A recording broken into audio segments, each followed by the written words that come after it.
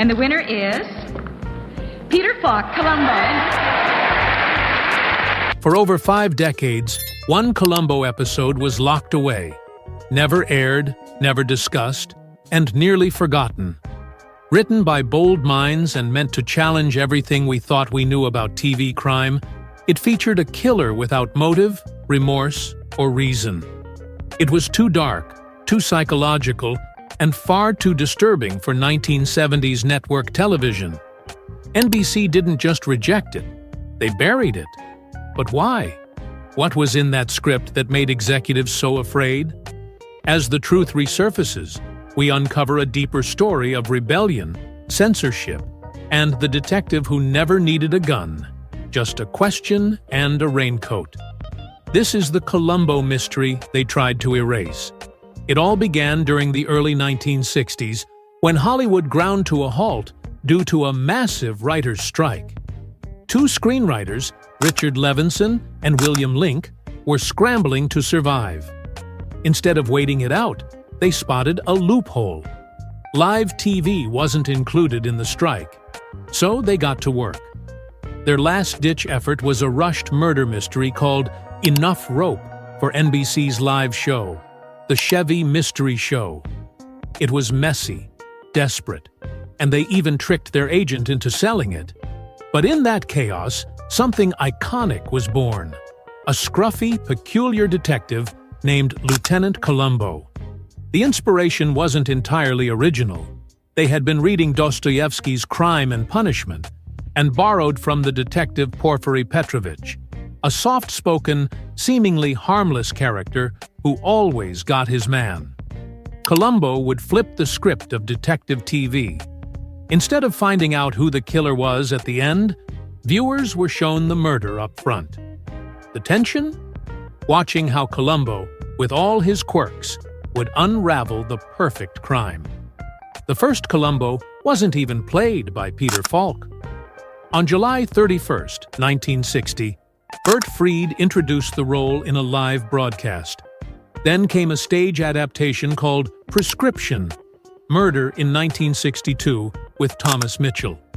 Though it never hit Broadway, the audience loved it. Sadly, it would be Mitchell's final role before his death. Everything changed in 1968 when NBC adapted Prescription, Murder, into a TV movie. Peter Falk wasn't the first pick. Lee J. Cobb and even Bing Crosby turned it down. But Falk, he brought Columbo to life in a way no one else could. He was clean-cut at first, neat hair, pressed suit.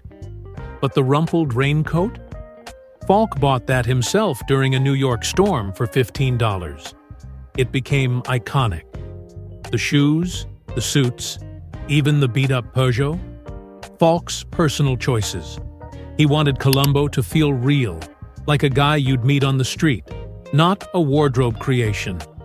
What made Falk so special was how he acted.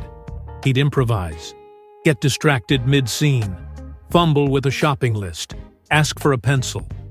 These weren't mistakes, they were tactics.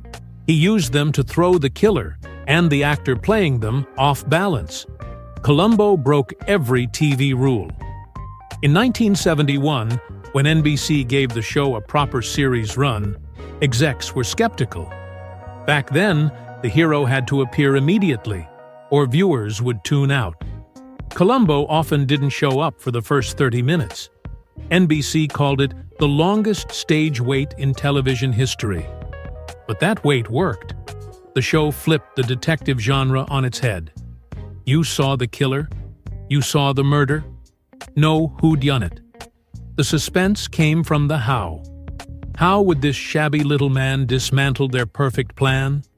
No guns, no car chases, just everyday logic, an eye for detail, and endless polite questioning. Columbo's success was built on more than just its clever plots. It was a show that defied the typical norms of television. Even its most famous catchphrase, "Just one more thing," was an accidental creation. A scene was too short, and to extend it, Columbo was written to walk back into the room. What was meant as a simple fix became the most iconic line in detective TV history. Similarly, Columbo's first name was never definitively stated. While a blurry badge sometimes read Frank, it wasn't official, and the name Philip Columbo was invented by a trivia author, later mistakenly adopted by Trivial Pursuit. What made Columbo stand out wasn't just his unorthodox methods, it was his everyman charm. Columbo wasn't wealthy or glamorous. He drove a beat-up car, smoked cheap cigars, and constantly talked about his unseen wife. His adversaries, on the other hand, were often the rich and powerful: surgeons, generals, actors, and CEOs. But Columbo never treated them with deference. Instead, he used their arrogance and pretensions against them, making them uncomfortable with questions about their wealth or trivial matters. In doing so, the show subtly attacked class inequality and elitism, offering a quiet but powerful message. Justice isn't about fancy clothes or expensive watches. It's about truth and persistence. NBC initially struggled to accept the unconventional approach Columbo took. After a few episodes aired, network executives pushed for changes. They wanted Columbo to appear sooner, advocating for a more traditional detective format with a faster-paced introduction to the hero.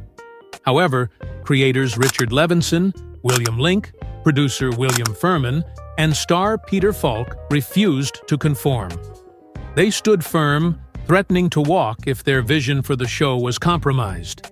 This bold stance paid off, and Columbo quickly became a standout in NBC's mystery movie rotation, premiering on September 15, 1971. The gamble led to Columbo's rise to stardom.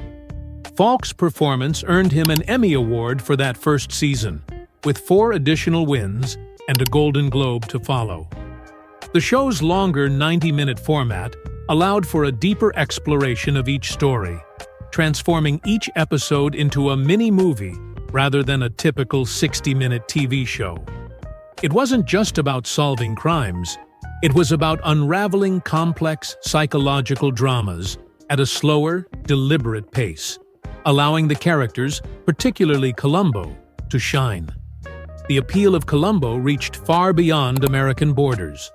The show was syndicated in 44 countries, becoming a beloved hit worldwide. In Hungary, Columbo fans even built a statue in honor of the detective.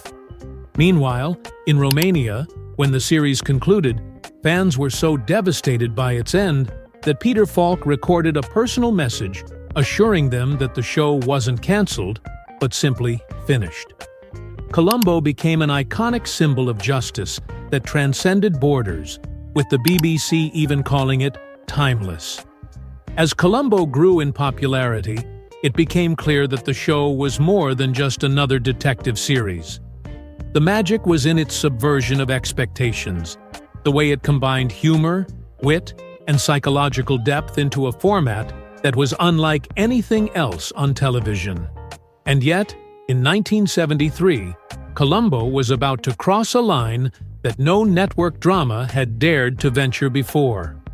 A script was submitted to NBC by Brian De Palma, fresh off his success with the Hitchcock-inspired film Sisters, and film critic Jay Cox.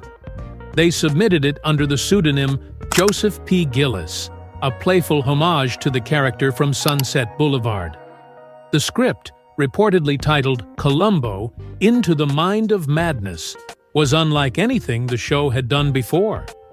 It portrayed a killer who had no motive, no remorse, just pure evil. The story didn't offer the usual comfort of understanding the villain's psyche or background. Instead, it was a dark, psychological descent into chaos, with a killer whose actions defied rational explanation. It was chilling and unsettling, exploring the fragility of the human mind and confronting the audience with a brutal reality. Fast forward several decades, and shows like True Detective, Mindhunter, and Breaking Bad would redefine television, pushing the limits of psychological drama and exploring the darker corners of the human condition. Many fans and critics now wonder how Columbo would have been reshaped by Into the Mind of Madness? Would it have added a psychological depth to the character of Columbo, turning the detective into something more than just a disheveled, charming investigator? Would it have deepened the show's narrative complexity and elevated it to new heights? While we'll never know, the lost episode remains a fascinating what-if in the history of television. Still, Columbo was never about flash. He was about persistence, about truth. He was television's great equalizer, the quiet force that reminded us even the most powerful could be brought down by a single, well-placed question. And even though one episode never saw the light of day, the legacy of that detective in the crumpled coat continues to inspire.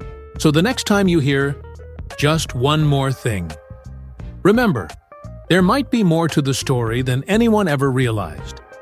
If you enjoyed this video, give it a like, share it with a fellow mystery lover, and don't forget to subscribe for more deep dives into the untold stories of television history.